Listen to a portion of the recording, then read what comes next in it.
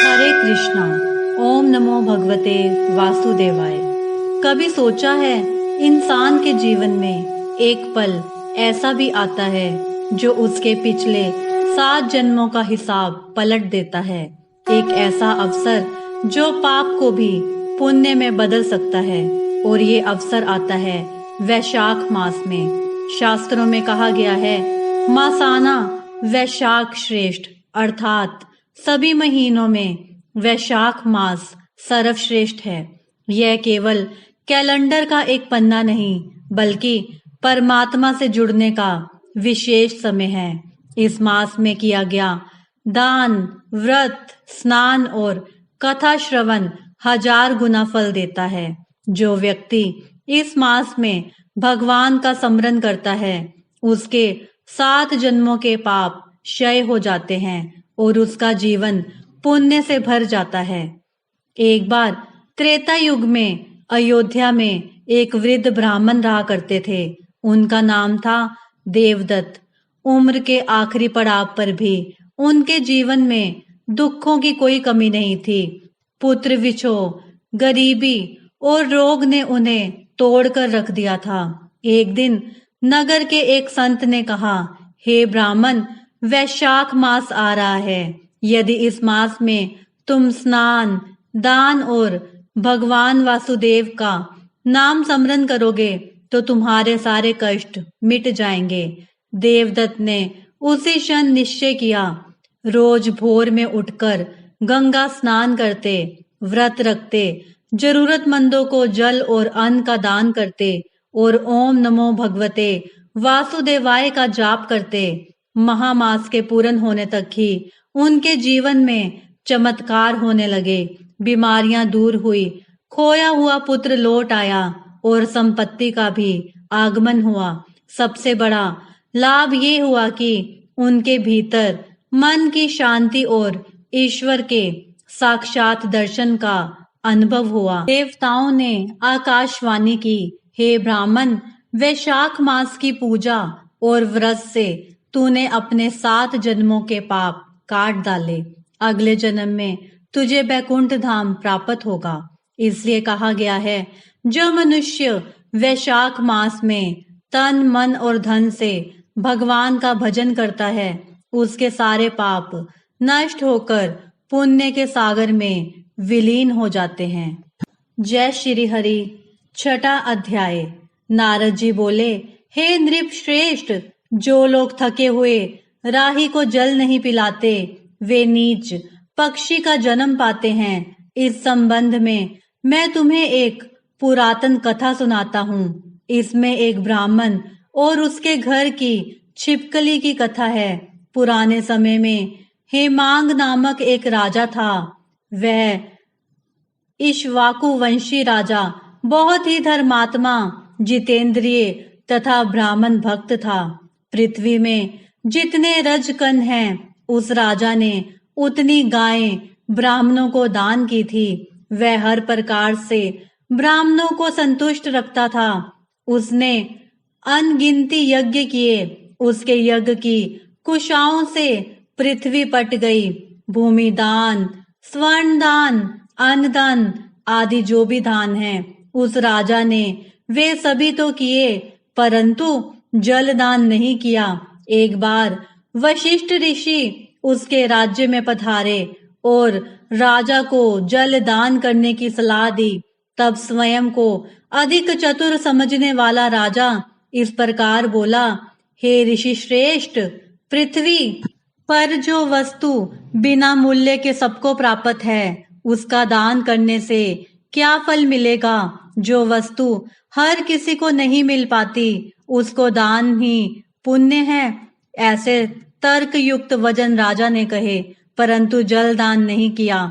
दान भी वह उन ब्राह्मणों को करता था जो लूले, लंगड़े और दरिद्री होते थे। वह वेद पाठी, तत्व ज्ञानी तथा ब्रह्मवादियों को दान नहीं देता था।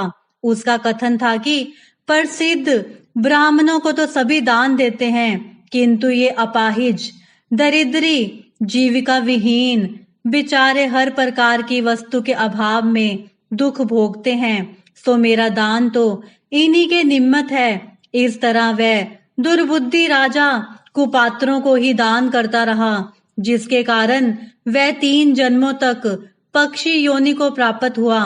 फिर एक जन्म में गिद्ध और 7 जन्मों में कुकर बना। तत्पश्चात उसे छिपकली का जन्म मिला। छिपकली की योनि को प्राप्त कर वह राजा मिथिलापुरी के राजा श्रुति कीर्ति के महल के दरवाजे की चौखट पर 87 वर्ष तक कीड़े खाता हुआ रहा आया। संयोग से एक दिन राजा श्रुति कीर्ति के घर श्रुति देव नामक मुनि आए। राजा मुनि को देखकर बड़ा प्रसन्न हुआ। उसने अर्घ्य देकर गुरु के चरण धोए तथा उनके चरणामृत को जब अपने मस्तक पर छिड़का तो वह जल छिपकली के ऊपर भी पड़ गया। उस जल के प्रभाव से छिपकली को अपने पूर्व जन्मों का ज्ञान हो गया। तब अपनी पूर्व योनियों के दुख से दुखित हो वह छिपकली त्राही त्राही करते हुई यह कहने लगी, हे मुनिराज, आप मेरी रक्षा करें। छिपकली के मुख से मनुष्य की वाणी सुनकर मुनि आश्चर्यचकित रह गए और उस छिपकली से बोले, तू कौन है? तू शोकाकुल होकर इस प्रकार विलाप क्यों कर रही है? तू इस योनि को कैसे प्राप्त हुई? तू अपनी कथा कह, मैं तुझे इस योनि से मुक्त करूंगा। मुनि के सांत्वना देने वाले इन वचनों को सुनकर वह छिपकली बोली, हे मुनिराज, मैं इक्ष्वाकु वंश का हेमांक नामक राजा था। पूर्ण वेदज्ञ, धर्मनिष्ठ तथा ज्ञानी भी था। मैंने अनगिनती गौएं दान की थी, अनगिनती यज्ञ किए, कुएं तालाब खुदवाए, बाग लगवाए, सब प्रकार के दान किए, धर्म पूर्वक प्रजा का पालन किया। किंतु फिर भी मैं 10 जन्मों तक चातक, गिद्ध तथा कुत्ते की योनि पाकर अब 12वें जन्म में छिपकली की योनि में आ पड़ा हूँ। आपके आगमन पर अभी जब राजा ने आपका चरणामृत लेकर अपने ऊपर छिड़का तो उसकी एक बूंद मेरे ऊपर भी पड़ गई। उसके पड़ने से ही मुझे सब जन्मों का स्मरण हो आया है। हे ब्राह्मण श्रेष्ठ, अब आप मेरे दुखों का कारण बताइए कि किस पाप के फल स्वरूप मेरी यह दशा हुई है। छिपकली का वृतांत सुनकर मुनि ने ज्ञान नेत्रों से उसके पूर्व जन्मों पर दृष्टि डाली और सब कुछ जान लेने के बाद इस प्रकार कहना शुरू किया, हे छिपकली, मैं तेरी इस दशा का कारण बताता हूँ।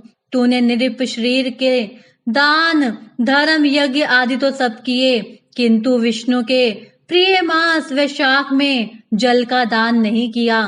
तूने जल को प्राय पदार्थ समझकर भी इसका महत्व नहीं समझा। इसके अतिरिक्त तूने सुपात्रों को भी दान नहीं दिया। तेरे दान के पात्र सब हीन व्यक्ति ही रहे। सुगंध से भरपूर सुंदर फूल वाले कांटेदार गुलाब की कोई पूजा नहीं करता। पीपल का वृक्ष ही पूज्य है। तुलसी की पूजा सब करते हैं। बेरी कटेरी को कोई नहीं पूजता। इसी प्रकार अनाथों की भी पूजा नहीं होती। हाँ, उन पर दया की जाती है। वे दया के पात्र हैं, पूजा के नहीं। अतः वेद पाठी, तपस्वी, ज्ञानी, सत्र शास्त्रों के जानने वाले ही पूजन के योग्य हैं। इनमें ज्ञानी भगवान को अधिक प्रिय हैं, अतः वे पूज्यों के भी पूज्य हैं। ऐसे ज्ञानियों की अवहेलना करने वाला मनुष्य पाप का भागी बनता है। तीर्थ स्थान एवं मूर्ति पूजन भी तत्काल फलदायक नहीं होता, किंतु ज्ञानी महात्माओं के तो दर्शन मात्र से ही मुक्ति मिल जाती है।